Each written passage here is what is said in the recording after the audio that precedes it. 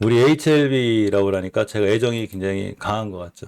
근데 제가 HLB 그룹들을 좋아한다고 해서 HLB 그룹들하고 뛴다 떨어진다 이런 건 없어요. 제가 그런 걸 맞춰 쓰는 사람이 아니죠. 이제 3만 원대를 깼어요. 실제로 추세는 깨져 있는데 박스권 하단이에요.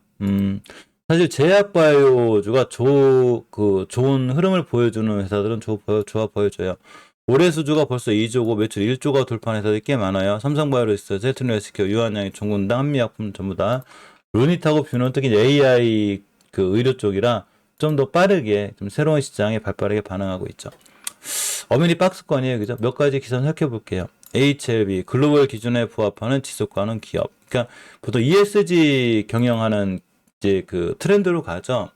저희는 복잡해요. 이제 사회성이 있어야 되고, 뭐 이렇게 근로하시는 분들, 좀 이렇게 잘해줘야 되고, 또 환경에 민감하게 반응을 해서 이제 되도록이면 환경 오염 안 시켜야 되고, 요 세 가지를, 그러니까 그 ESG라는 게 제가 잠깐 예전에 공부한 적이 있었는데, 그러니까 운영하시는 경영자분들의 책임 경영, 그리고 환경 오염 안 시켜야 되는 거. 또 하나가 이제 근로자분들의 혜택, 이런 걸 합쳐가지고 이제 보통 그래 간단하게 ESG인데 이런 거에 대한 걸 HLB가 지금은 잘 하고 있다. 뭐 이런 얘기가 되는 거고. HLB 제약의 관절 브랜드 뭐가 있네요. 잠깐 볼게요. 그냥 콴체, 여기 네이버 브랜드 스토어, 여기 옷 입점했다고 합니다. HLB 엘리샤코, HLB 글로벌 관련 있는데 HLB 생활건강이거든요. 중동서 풍기현상이라네. 많이 팔리는가 봐요. 간단한 이슈들이니까 좀 살펴보고. 사실 뉴스는 다 참고사항이에요. 뉴스가 항상 그 주식의 상승을 보장해주진 않죠. 예를 들면 엄연히 우리가 다 알고 있는 지금 FDA, NDA를 신청해놨기 때문에 사실 리보세라비의 기대감으로 주가가 착착 올라가야 되는데 전혀 못 올라가죠. HLB는 지수하고 영향을 많이 받아요. 그래서 특히 공매도가 좀 많이 괴롭히죠. HLB 공매도 좀 안 했으면 좋겠는데 아까 공매도 좀 살펴보니까 여전히 두 자릿수로 좀 많이 나오고 있고 대차장고 비율도 꾸준히 늘어나고 있기 때문에 공매도가 거의 한 20%대 나와요. 그래서 이 HLB의 발목을 붙잡고 있는 건 엄연히 좀 공매도라는 생각이 들고 또 이렇게 박스권에 갇혀 있어요.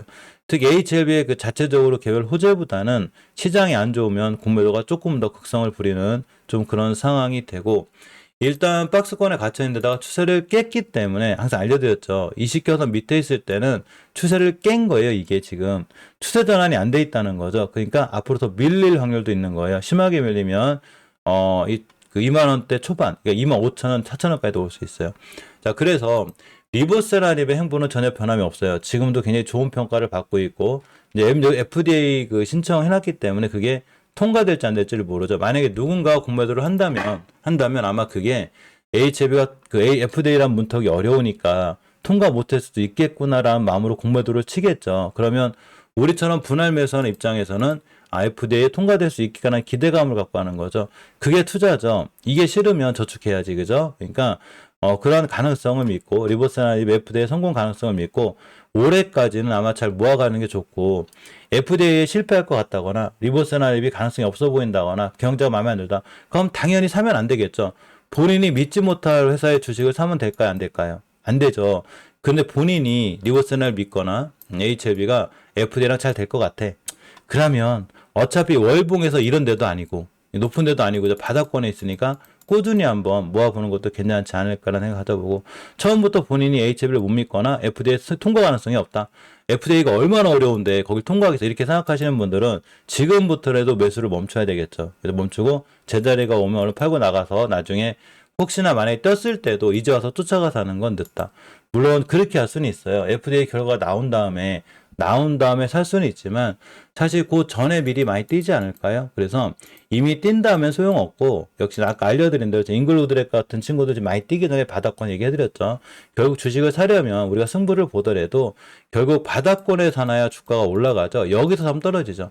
많이 떨어진 친구들은 많이 올라가는 거고 많이 올라간 친구들은 당연히 누군가는 차익 실현도 하게 되고 누군가는 돈을 벌어야 되잖아. 매도를 하겠죠. 그럼 떨어지겠지. 그러니까 우리가 살려면 바닥권 사는 게 맞고 나머지 그 친구들은 어차피 HLB가 좋아져야 다 살아날 수 있어요. 사실 실질적으로 추세 다 깨졌어요. 다 깨졌어요. 추세가 솔직히 얘기하면 안 깨진 게 하나도 없어요. 그렇기 때문에 일단 HLB가 박스권 상단을 뚫어줘야 되는데 이런 박스권 상단 뚫어주고 나갈 때가 사실 제일 강력하거든요. 이렇게 큰 박스권에 있죠. 아주 오래전에 제가 휴온스에 대해서 한번 얘기해 드린 적이 있을 거예요. 이 휴온스가 제가 예전에 뭐라고 그랬냐면 이렇게 박스권을 형성하고 있다고 얘기해 드린 적이 있어요. 이게 휴온스가 박스권을 형성했을 때 어디에 있었냐면 월봉 바닥권에 있었어요. 저 HLB처럼 아주 바닥바닥거리고 있어요. 저는 여기가 있어요 지금. 이거 못 따라잡죠? 이거 어떻게 따라잡아? 여기선 살 수 있어. 여기서 못 사는 거죠. 그런데 박스권을 뚫어주는 이날부터 굉장히 강한 거죠.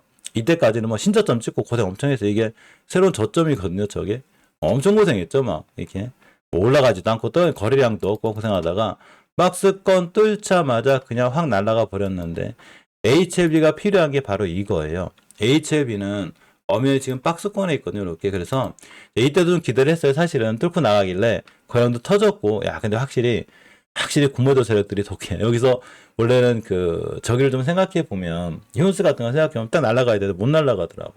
이게 엄청 큰 박스권 형성이 되기 때문에 결국 HLB가 날아갔냐면 이때 가격이 36,000원대거든요. 36,000원대를 다시 한번 강한 거래량을 싣고서 빵 뚫어줘야 돼요.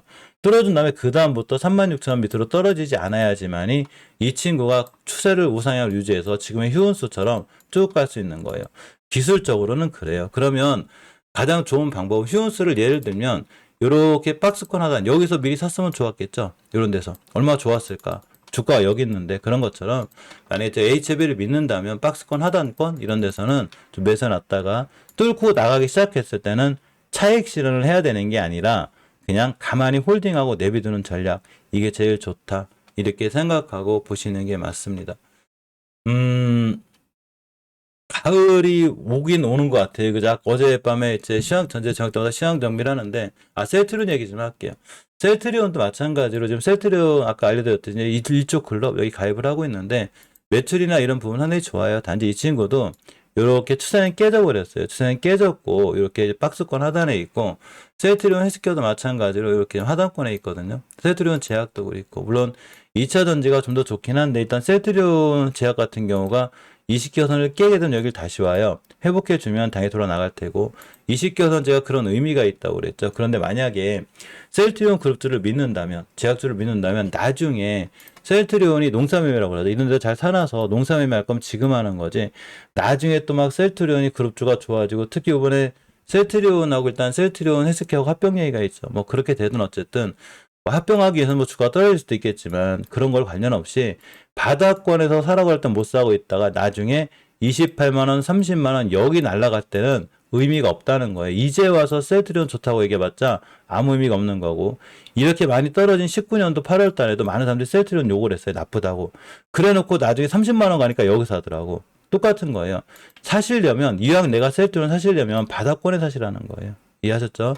주식은 바닥권에 사놔야지만이 월봉 고점에 팔 수 있는 거고 월봉 고점에 좋은 뉴스를 통해 사게 되면 반드시 큰 피해가 오게 돼요. 왜냐하면 누군가는 차익 실현을 하기 때문인 거죠. 이해하셨죠? 여기까지 이해하시고 가을이 오긴 오는 것 같아요. 아까 어제도 보니까 귀뚜라미 울던데요.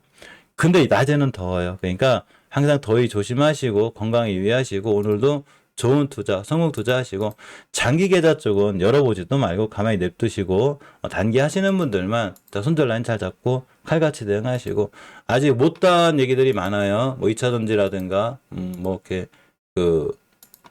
우리가 박스권에 있는 종목들 예를 들면 양극, 전극, 전기차 관련주들 폐배터리랑 할 얘기들이 많은데 이런 친구들은 이따가 8시 30분쯤에 저 아침 먹고 멤버님들하고 다시 만나서 여러 가지 재밌는 시황 정리 얘기를 해보겠습니다. 종목 추천하거나 그러진 않아요. 여러 가지 다양한 이슈들 좀 더 자세하게 꼼꼼하게 시황 정리를 해볼 테니까 이따가 아침 먹고 뵐 수 있도록 하겠습니다. 좋은 하루, 좋은 오후 보내시기 바랍니다. 고맙습니다.